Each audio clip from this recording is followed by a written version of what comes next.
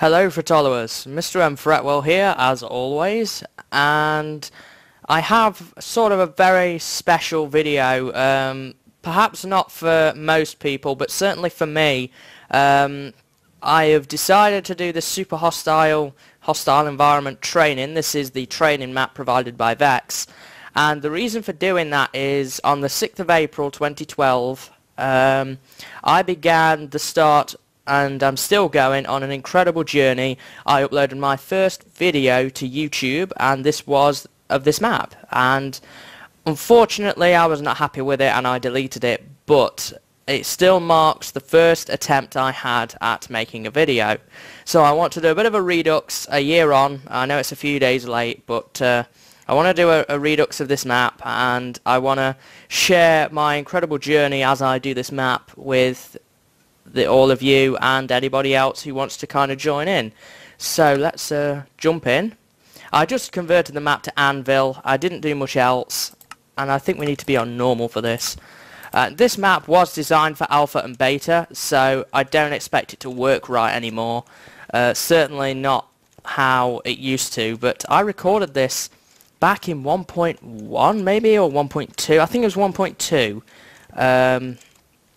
And this was just over a year ago, and I've been on an incredible journey since. I have nearly 250 subscribers now on my channel, and I'm coming up for 50,000 video views, which is a real achievement in a year, considering how YouTube is right now.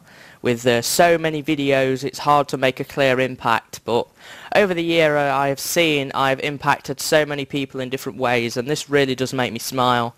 The fact that I have a small following now of dedicated fans who love to watch my stuff no matter what it is, and I will continue to provide this stuff. And somebody who's been basically there from the very start is Vechs. Not directly, but within maps. I've done a lot of Vechs maps. I've done Sea of Flame, I've done Infernal Sky, I've done Sunburn Islands, and I'm currently doing Spellbound Caves. And this map will technically be my 5th completed one, but Vechs doesn't consider this a full super hostile, so I wouldn't say really that this is going to be the map, really, another map that I've completed. But we're doing it anyway. Vechs, if you watch this, thanks for providing me with some fantastic maps to play through over the past year. It's been a lot of fun playing the different maps, and I hope to continue to play more maps in the future.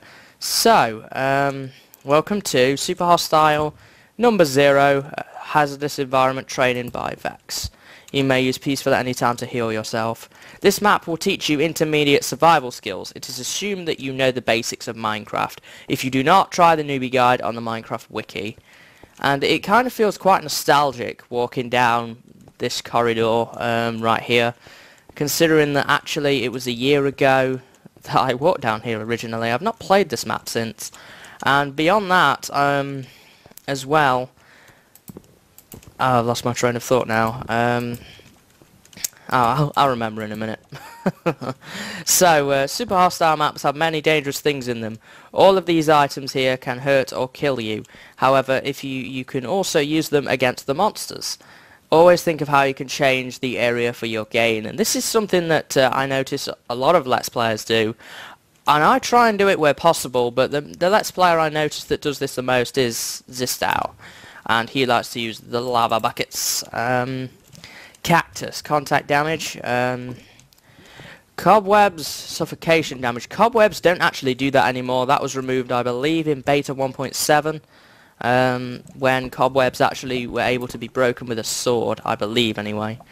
Lava, contact and burning damage, falling, splat damage, and TNT will be explosion damage. So if you're playing a Vechs map, similar to how I do, then you might want to use cactus around, or cobwebs. Particularly cobwebs can slow enemies down. They don't do suffocation anymore, but they can slow monsters down and make them more vulnerable to be attacked, and help thin out a crowd of monsters. TNT I use as an indirect weapon. TNT is very useful if you want to drop onto a large bunch of monsters or spawners, and it can get rid of them quite quickly, but TNT is a kind of double-edged sword, because if you use it in the wrong way, it can often make things worse by creating pits and awful terrain to try and navigate as well. That does go all the way down to bedrock. I just wondered about that. But yeah, falling, that's not really something that you can directly apply to monsters unless you hit them. But though now, actually, considering in the 1.4 update, I think, they introduced monsters will fall off cliffs, weakening them. So that's something that you can use to your advantage. And obviously everybody knows about lava. It is a light source along with actually doing some damage as well. So that's that. Let's see. These are monster mob spawners. They are shut down now because of the light. Monsters spawn in darkness. Use light to stop them. You can also destroy spawners by mining them. So here we have zombie, spider, skeleton and creeper. In Vechs's newer maps you will probably find less of these spawners. You find more custom spawners now. And if Vechs does decide to update this map, I know he's considered taking it off the list, as I don't believe updating this map is something that he's going to be doing anytime soon. But if he does, then I would suggest updating it with a few of the custom spawners, and including some of the new types of damage over here, such as stuff like anvils and that kind of thing. As the game's changed a fair bit since this map was made. Hunger wasn't in the game, the hunger bar, when this was built. So it might be worth covering stuff like that. The Victory Monument. Now this has been here since pretty much the start. It was introduced with Kaizo Caverns. This is a Victory Monument. You win super hostile maps by filling each slot on the Victory Monument. So yeah, basically if you are unfamiliar with CTM, then there is a monument. Vechs calls his the Victory Monument. Different Let's Players and different map makers have their own thing. But Vechs's is the sort of Victory Monument, and you need each colour of wool and the iron, gold and diamond block. And it's raining. Lovely. Let me turn the sound down. Let's turn that down. I don't think that's going to impact much. But yeah, you have to fill each slot, and once you fill each slot, then you have won. So here's the orange wool place as an example. You find these in boxes. They come in a little fleecy box, which is a brick and glass and glowstone box, and then this is in the middle, and you take a piece of wool like this, and you walk up to the monument and you place it down by right clicking, and that is adding a wool to the monument. And after you've completed all the slots, as it says, you have beaten the map. So yeah, it says here, look for ore to mine to craft the metal blocks. Orange wool has been placed as an example. So basically you'll find ores like this scattered around in the map, and you have to break them with your pickaxe and smelt them down, and 9 of each of these materials, iron, gold and diamond, together in a crafting bench will make the metal block that you can place on the Victory Monument. So yeah, that pretty much covers that. Hostile terrain navigation, and this is something which is actually very useful and something that a lot of people find trouble with, and that's terrain navigation. A lot of people struggle with it. Use the items in this chest to reach the lower area. If you need inspiration, look at the example course. Hint, craft the stand into sandstone. Reminder, you can sneak on ladders to lock them. Get down there. So we need to get down there, and we have these resources. So we have a stack of sand, gravel, ladders and torches. And we do have a box, but I'm going to leave the box right there. So, like Vechs says, a good idea here would be to craft this into sandstone. And I want to find this sort of the central point right here. I think I died here the first time, actually, I played through this map. I died on this section because of my shift key failed. But that's that, I suppose. So yeah, one thing that I have done basically since last year is I've Let's Played a lot of maps. All CTM, up to now anyway, all CTM. I'm just going to drop the gravel here, but I want to do some adventure maps. I have one lined up to do very soon, perhaps after this series I will do that one. But I've been inspired to make my own CTM maps, and many of you know of my CTM maps. They are the Chronicles of the Unsought Realms. I'm currently working on Global Nightmare, which is going to be a full 16 wool, like that one over there, like that monument. And I've also released Jungle Terror, Tiger Tantrums and Halloween Hell, though Halloween Hell is not my proudest creation, that's for sure. Yeah, I've released those maps, and Vechs and some other people inspired me to make my maps, and that's been a big thing over the past year. I've made collectively, in terms of finished products, I've made 5 maps, because I did Castaway Escape, Jungle Terror version 1.0, then I did the Jungle Terror patch, I did Tiger Tantrums, and I did Halloween Hell. So, here, have a cookie. Thanks. But one thing that really has impressed me is my ability to learn about these tools through different people, and also now I've got a map series which provides my fans, both on YouTube and maps, for something to play so that they can have a greater interaction with me, which is something that I am pretty proud of, to be honest, because most YouTubers just are YouTube and they don't actually do different things with in terms of maps and stuff, but this gives people something to actually play, and they can experience Minecraft through how I see it and my eyes, which is quite an incredible thing, considering that I have collectively had over 1,000 downloads, and that may not seem like a lot, but to me it certainly is. Over the year or so, I haven't been map making for a year, I've been map making for around 6 months, but I'm just going to duck in this bed if I can. Can I duck in this bed? I will read those signs in a minute, but I just want to duck in my bed. So that's been a big squids.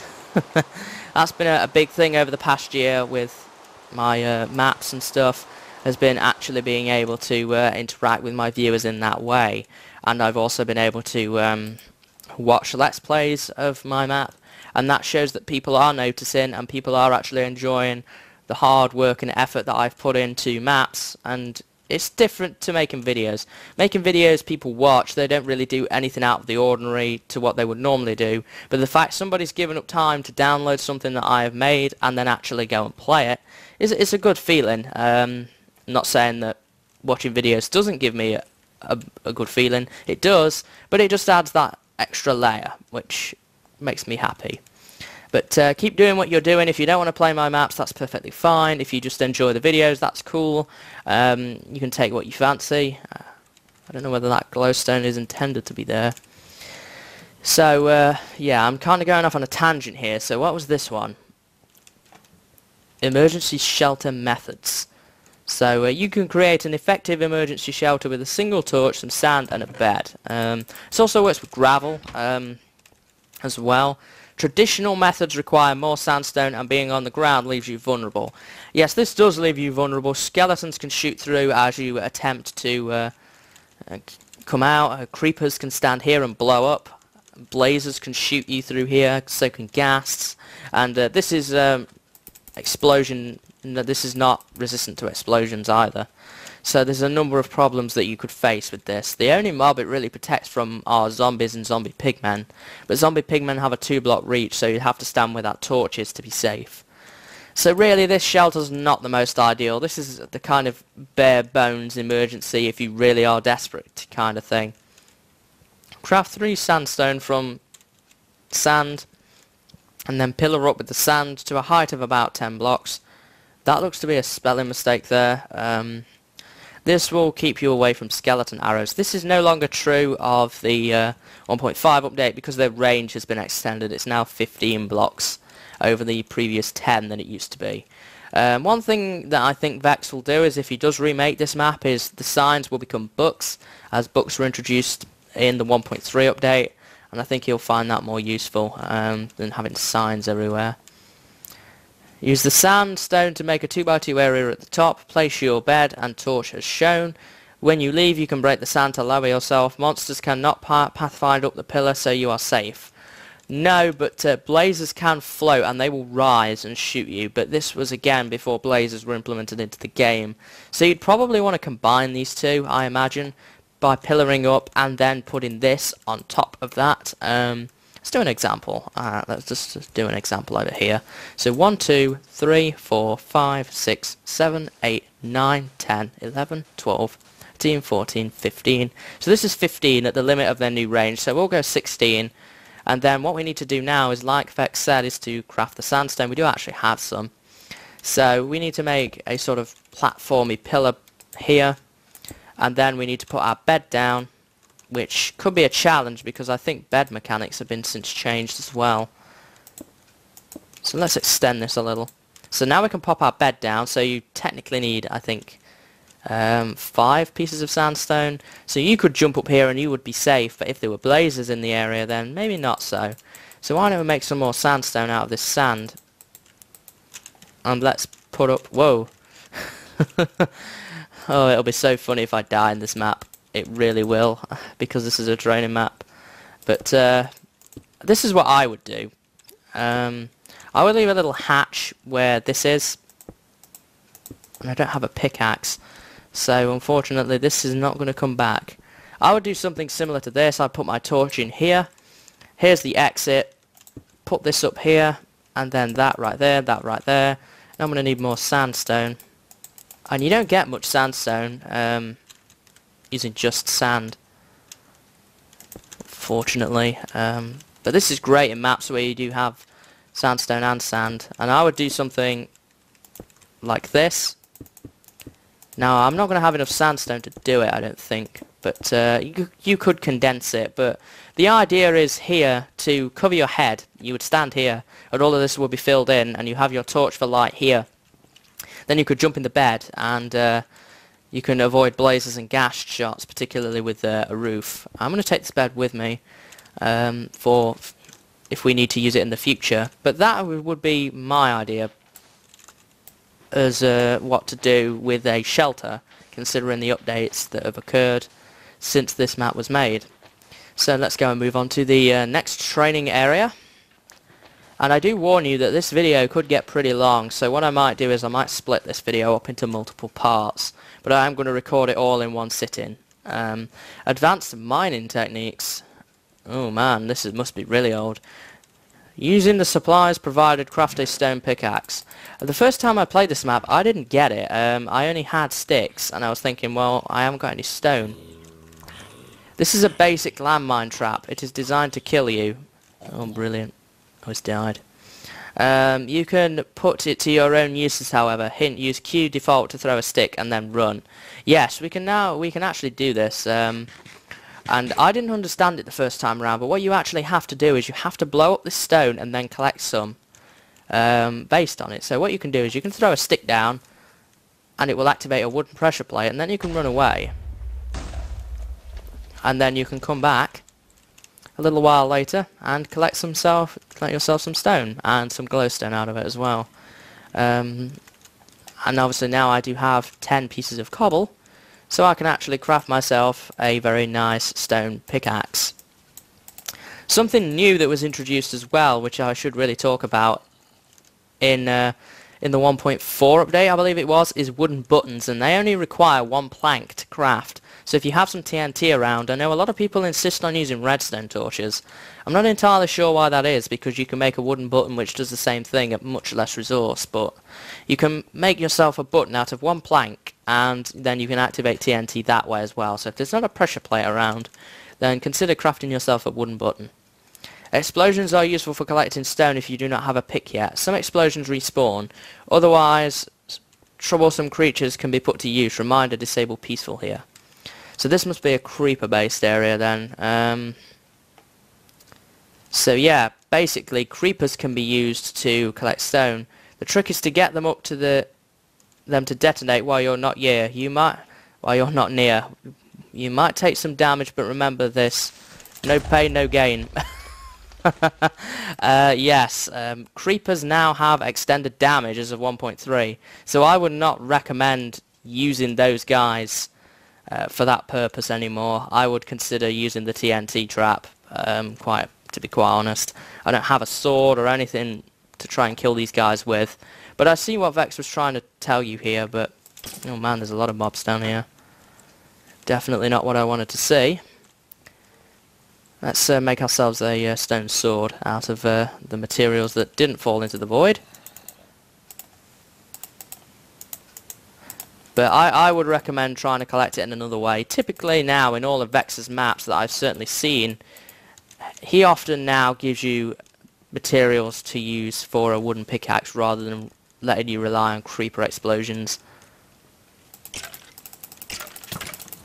That rapid shooting, man.